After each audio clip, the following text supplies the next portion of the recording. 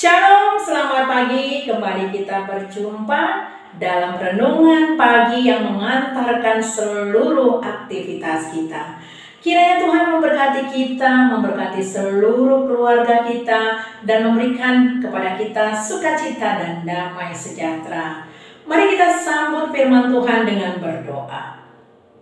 Bapa di surga penuh kasih karunia, kami bersyukur, kami berterima kasih atas pimpinan Tuhan di dalam hidup kami sampai pada hari ini.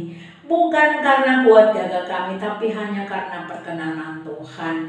Berkatilah kami untuk mendengarkan firman-Mu, sehingga firman ini menjadi suluh dalam kehidupan kami, dan kami tetap mengarahkan hati dan pikiran kami kepada Tuhan saja sebagai juru mudi kami.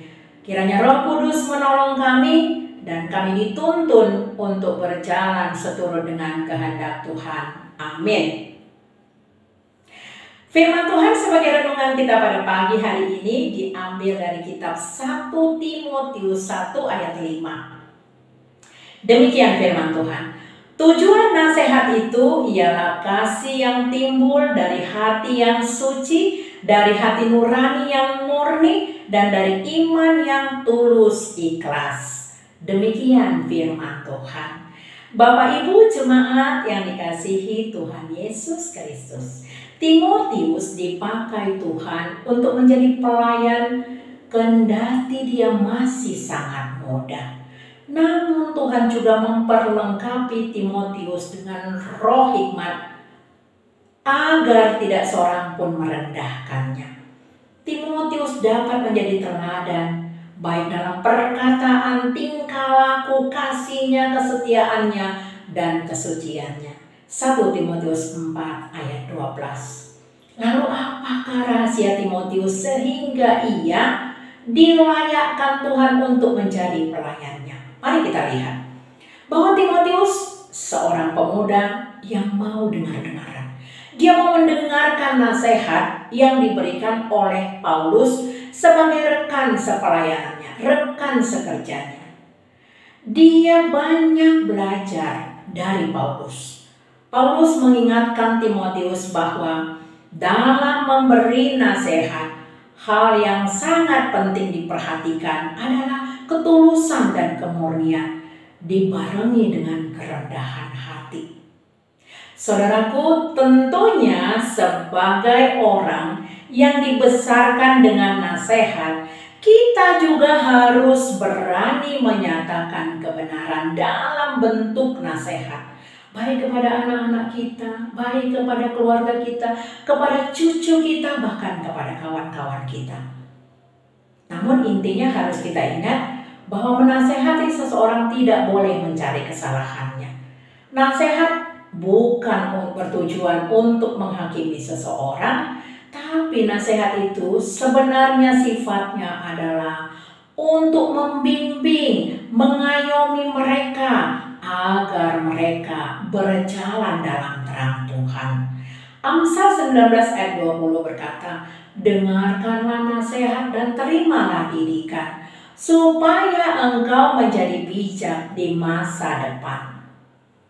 Saudaraku jemaat yang dikasihi Tuhan, sebaiknya jika kita ingin menasehati seseorang, ada baiknya mengajak dia berbicara berdua-duaan. Hindari menasehati di tempat yang ramai, agar nasihat kita dapat diterima dengan baik dan mereka juga tidak tersinggung. Saudaraku, ketika kita menasehati seseorang tentunya tidak gampang. Mungkin saja ada penolakan, bahkan bisa saja kita jadi dibenci dan dijauhi, tidak disukai oleh orang yang kita nasihati. Namun saudaraku, yang harus kita ingat, jangan pernah berhenti menasihati, karena itu bermanfaat untuk kebaikan orang tersebut. Teruslah menasihati dan lihat, akan ada waktunya Tuhan bekerja dan memulihkan orang tersebut. Saudaraku, namun sebelum kita menasihati orang, apakah kita sudah menghidupi nasihat itu sendiri? Sudahkah kita melakukannya sendiri ataupun mempraktekkannya di dalam hidup kita, agar kita tidak menjadi batu sandungan atau menjadi bumerang bagi kita sendiri? Orang yang mau menerima nasihat dan didikan itu adalah orang yang mau menjadikan dirinya atau hidupnya untuk diatur dan diarahkan kepada yang lebih baik, menjadi tertib dan teratur. Firman Tuhan juga sebagai sumber nasihat dan sumber didikan yang mengarahkan kita untuk memiliki nilai hidup yang lebih baik. Untuk itu, mari saudaraku, tetaplah kita membaca firman Tuhan, membaca Alkitab. Bahkan sekarang dengan gampang kita tinggal membuka HP kita melihat apa yang ingin kita baca untuk menjadi pedoman kita di dalam melakukan seluruh aktivitas kita. Terlebih-lebih di zaman now sekarang ini, banyak orang yang tidak lagi mau mendengar nasihat. Para pemuda, para anak-anak tidak lagi mau mendengarkan nasihat orang tua. Para orang tua tidak lagi mau mendengarkan nasihat dari kawan-kawannya ataupun pasangannya. Kita merasa mampu, kita merasa sudah melakukannya, namun kehidupan kita menjadi tidak tertib. Kehidupan kita menjadi kehidupan yang suka-suka. Ingatlah saudaraku, sekalipun kita terkadang tidak mau peduli dengan nasihat Tuhan dan didikannya, namun kita bertindak sesuai dengan keputusan kita, rancangan Tuhan adalah yang terjadi, bukan rancangan kita. Segala rancangan Tuhan yang akan terlaksana, bukan keinginan dan tindakan kita. Oleh karena itu saudaraku, tetaplah setia mendengarkan nasihat dan melakukannya agar hidup kita menjadi bijaksana. Amin. Bapa di surga, terima kasih Tuhan, firman Tuhan sudah kami dengar. Nasihat adalah didikan bagi kami untuk boleh bijaksana dan kehidupan kami menjadi orang-orang yang berkelas, terutama di dalam iman ya Bapa.